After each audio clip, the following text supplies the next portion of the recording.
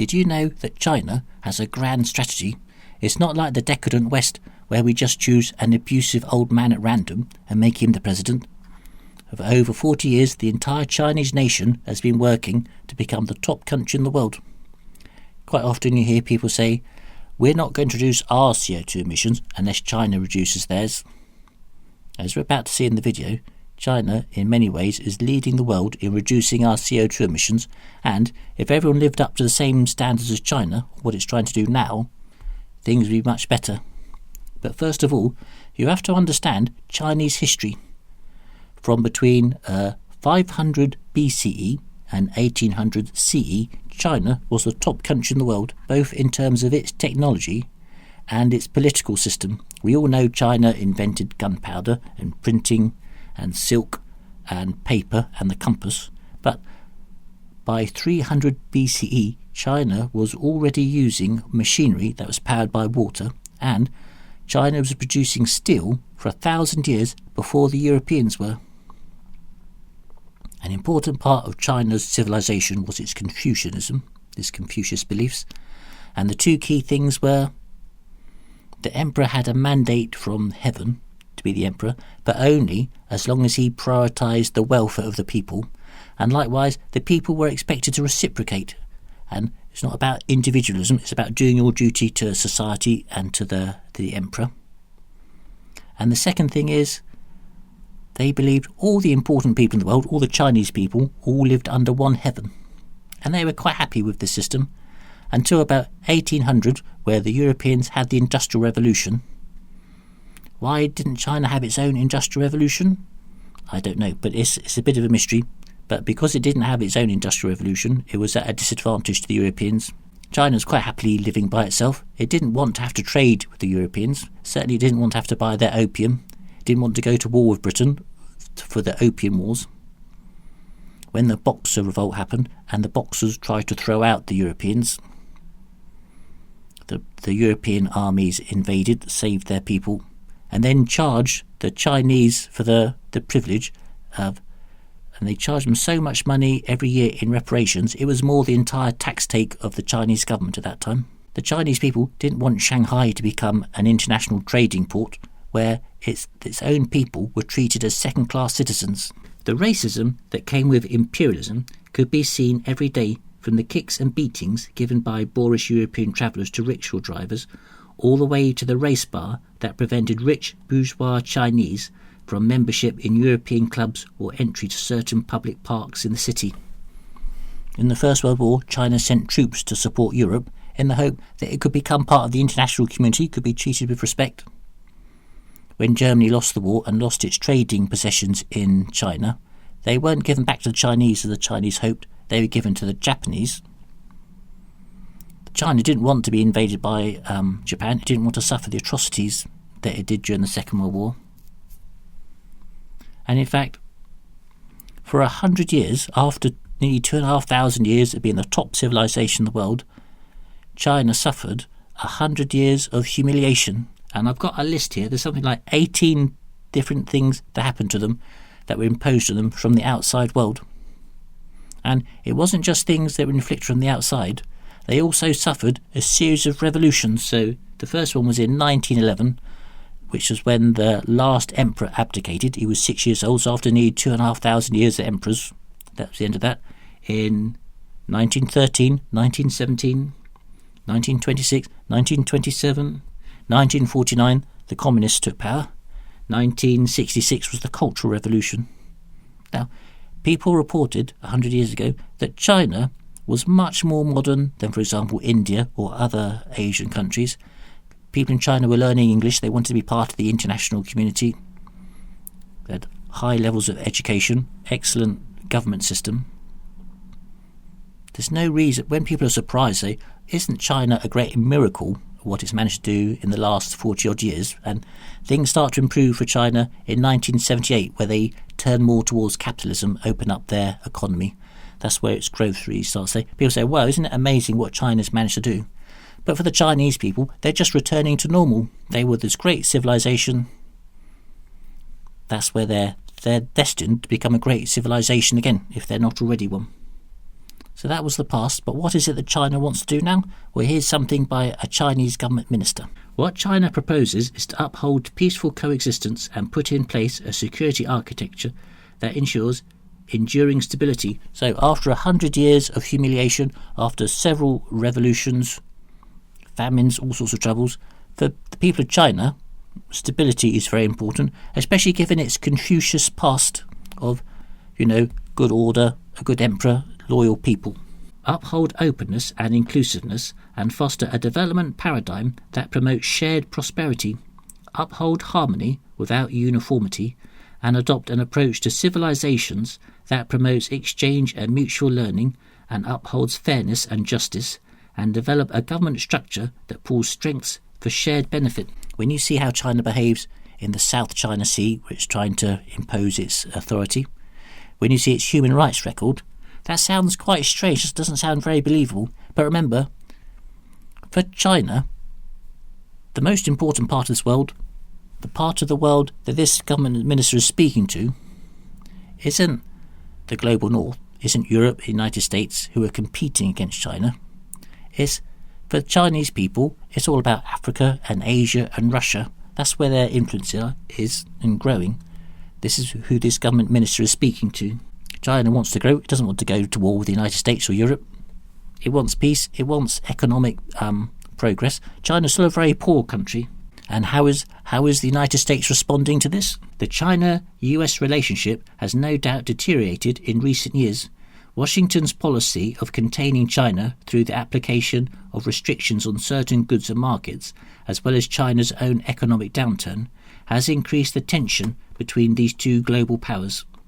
Competition between the two parties is likely to increase as China pursues its own economic and scientific independence, and the country looks to broaden its international influence, particularly in the global south. The United States sees China as a threat. We've got climate change, so we have to cooperate. China has this history of being oppressed by the European countries, although, to be fair, 100 years ago, the United States was the one country that stopped Europe carving up China and exploiting it for its own purposes. So well done, the United States. Things are a bit different now. But in China's history, in the psyche of its people, any conflict between China and the West, for them, is just business as usual. They weren't treated very well in the past. The sooner they can get to be the top country in the world, to use their economic might to protect themselves and to restore their position as the top civilization in the world, which is, for Chinese people, where they always used to be. But to be fair to the global north, there are legitimate concerns. First of all, China is a dictatorship, and there is a theory in history that says democracies very rarely go to war with each other. China's a dictatorship, so the chances of war are more likely, however small, they're still more likely. And why might we go to war with China? Well, because throughout history, people have noticed there's something called the Thucydides trap. Thucydides was an ancient Greek historian, and he noticed whenever there was a top country in the world that was overtaken by a growing, more powerful country, there's almost always a war. And in the last 200 years of European histories, there's always been a war. France, Britain, Germany. The only time it hasn't happened, when the top country in the world became less powerful and the second country became the most powerful, became the top country in the world, was when the United States overtook Britain. There wasn't a war then, but every other situation in the last 200 years in Europe, there's always been a war. Given the way Chinese people in the past, they must be very aware of a race issue. They were treated in a racist way in Shanghai. One of the reasons Japan joined the Second World War was because it felt it was never treated seriously by Europeans or people in North America because they weren't white Europeans. And I can imagine that must be an issue as well for the Chinese, that they feel maybe, no matter how much they try to please or cooperate with the West, they will never be treated quite the same. Now we finally get to climate change. I'm making this video on Saturday, the 23rd of November 2024. At the moment, the COP29 conference is going on in Baku in Azerbaijan. The two things that are being discussed, one is China's commitment to CO2 emission cuts. At the moment, it hasn't announced its new ones. They're due by the end of February. People are just assuming China will still continue to aim to peak its CO2 emissions by 2030 and tried to get to net zero by 2060. Well, it's 10 years after the 2050 target everyone's going to. Given the fact that China's a developing country and still a very poor country, and the countries in the global north are much wealthier, ought to know how serious climate change was and should have been doing more to tackle it in the past. I think we can be more critical for people in the global north waiting to 2050 to try and be net zero, rather than beating up on the poor developing countries. But have a look at this statement by one diplomat at the COP29 conference. The world can still meet the more ambitious goals of the Paris Agreement to keep global temperature rises under 1.5 degrees Celsius. I don't think it can, but that's a subject for another video. But cannot meet that goal without ambitious climate action from China. And what country is pointing the finger at China? Senior US officials told reporters on Monday. Well, if you look at the chart that shows CO2 emissions, certainly China is responsible for a lot of CO2 and it's growing very quickly. But if you look a bit more below the surface, you'll see China isn't any different to other countries and in some ways is doing a lot better. So, for example, I've got some notes here. There are roughly 1 billion people living in the global north. There are 1.4 people living in China. Last year, China's CO2 emissions were 11.9 billion tonnes, 11.9 gigatons of CO2. And for the global north, they were 8.4 gigatons of CO2. So China is producing more CO2. But if you think that a quarter of all of China's CO2 emissions are used for producing manufactured goods that are sold in the global north, really I think those 25% emissions should be moved to our accounts, which should leave China would then be responsible for 8.9 gigatons of CO2 and the global north would be 11.4 gigatons. And remember, there are 40% more people living in China than the global north. I'm pointing this out particularly because I've recently ordered a new laptop that's being made in China and is being flown as I make this video from China to Britain. And you might be thinking, count everything, there's an awful lot of CO2 produced making a new laptop. There must be a problem with your existing laptop. Well, there isn't. It works okay, my laptop, but it's not quite powerful enough to use with a video editor. Normally it works okay with video editor, but quite often the picture freezes and I have to make the edits just going by the sound alone. If you make one video a month or every other month, it's okay. If you make one video a week, it's quite hard work. How much CO2 is used to produce a laptop? I don't know. I'm too afraid to look it up. Could I have bought a second-hand one? Possibly. But I saw this new one on sale in a Black Friday sale and I sort of weakened. So sadly, just like everyone else, I'm just as weak and selfish. And the world heads towards a global catastrophe because of the people living in the wealthy global north and their consumer lifestyle of convenience. Anyway, let's get back to the story. So, China's CO2 emissions per head, especially per head, are much less than they are in the global north. And in fact, it's only in the last 10 or 15 years that the per capita emissions for China have gone past Europe, and there's still half of those for the United States. When people point the finger at China and say, oh, well, it's China's fault, or China must do things, the people in China, they think, well, of course, this is how people in Europe and the United States are going to treat us. This is how they've always treated us. They've never treated us fairly. But anyway, let's get back to what's going on in China now.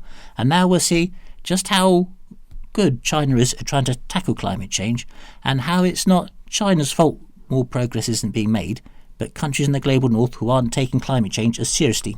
Global solar PV manufacturing, so solar panels, has increasingly moved from Europe, Japan and the United States to China over the last decade. And why has that happened? China has invested over $50 billion in new PV supply capacity, 10 times more than Europe, and created more than 300,000 manufacturing jobs across the solar PV value chain since 2011. Today, China's share of all manufacturing stages of solar panels exceeds 80%. China has been instrumental in bringing down costs worldwide for solar PV with multiple benefits for clean energy transitions. Well done, China. It's increased the supply of solar panels, it's reduced the costs, and it's been a great economic benefit to China. Clean energy now represents $1.6 trillion to China's economy in 2023, accounting for all of the growth in investment and a large share of economic growth than in any other sector. It's quite often you hear people say, we're not going to transition our economy to a zero carbon because it will be too expensive, or we want China to do it first. But here's China showing it's a very economically beneficial thing to do. How have the Europeans responded to this? Due to the optimistic atmosphere in the European market last year and the recent decline in European electricity prices, distributors have excess inventory. China has done everything it can to increase the supply of solar panels. Europe's behind in its climate targets. It could easily install more solar panels. Why hasn't it done it? I don't know. Obviously, to people of Europe, climate change is not a priority, or at least not as much of a priority as it is to the people of China, who have spent $50 billion to help the people of Europe decarbonise their economy. And it's not just solar panels, it's batteries, inverters, wind turbines, electric vehicles. In the last 5 years, the amount of electric cars being exported by China has really exploded. How has the global north responded to this? In response, the EU, US and Canada have announced tariffs on China-made EVs in what some publications have described as a trade war. Well, it's the same story as solar panels, isn't it? The global north hasn't invested enough in producing its own electric cars. The demand from the consumers isn't there to transition quickly enough to have a survivable future. China's done excellently ramping up production of electric vehicles when it tries to help us out. We're not interested, are we? People in the global north do not take climate change as seriously as people in China do. I think at the moment something like half of all of China's new energy installations are clean energy, so it's not that good, but at least it's going in the right direction, hopefully. So that's what China's doing at home. What it's doing abroad gives China the opportunity to help the global south to reduce its CO2 emissions, but also I think it shows how countries in the global north could help countries in the global south to transition to a zero carbon economy and to protect them from the impacts of climate change. In the last 10 years, China has spent $1 trillion on its Belt and Road Initiative, $100 billion a year, and half of that investment, it goes on energy, half of it goes on transport and other things like that. If you look at this chart, people in the United States and Europe are somewhere between about 3 and 4 times as wealthy as people in China. So if China can manage $100 billion a year, I would suggest that people in the global north could manage $300 or $400 billion a year in helping the global south to transition and to protect it from climate change. By coincidence, that's the sort of figure that's being discussed right now in COP29. Really, the countries in the global south need $6 trillion a year until 2050 for mitigation and adaptation. What's been offered originally was, I think, or suggested, was $1.3 trillion a year. Now with the negotiations, the global north are quite grudging about even paying only $300 billion a year. But effectively China's doing that, isn't it? If China can manage $100 billion a year on the Belt and Road Initiative, then I think the global north could afford $300 or $400 billion a year. It's a lot of money, but there's a big problem, climate change. China's spending $100 billion a year. Half of it goes on energy, and 1/3 of that goes on clean energy, on solar, wind, and on hydropower, and 2/3 of it goes on fossil fuels. So it's not necessarily a good example from a point of view of clean energy, but it is a good example of what could be done in the future. Why is China still installing fossil fuel power stations in the global south? Why doesn't it just install clean energy? It's because the same reason it can't sell Europe electric cars and solar panels if the Europeans don't want to buy them. For example, China has said from 2021 it would no longer build coal-fired power stations, but in 2023 it built one in Pakistan because the Pakistan government wanted a coal-fired power station. So we will blame China. Really, the whole world has to change. The whole world has to want to transition. Here's a map showing where China's spending money on its Belt and Road Initiative. And remember, China's doing this as part of its grand strategy. It wants to have access to resources. It wants to spread its influence. Sometimes people say China's doing it because It's got spare capacity at home. It wants to find work for its businesses to do. But when people have looked into it, they've found that it's much better to do business in China than it is to go to the global south, because maybe the legal system isn't as good in developing countries. The infrastructure that's there already makes it more difficult to do business and to build new infrastructure. And this is something that the global north has found in trying to grant money to the global south. In the previous video, we saw the British government paid $40,000 for a school in Africa to have 2 new toilets. $2,000 was spent on actually building the toilets. The other $38,000 went on paperwork and making sure the money wasn't stolen, and paying for Toyota Land Cruisers that the wealthy European consultants needed to be out in Africa. In Pakistan, there was a story of 1/3 of the money that went on a project disappeared in mysterious circumstances. So when governments are negotiating in COP29, are they going to pay $300 billion a year?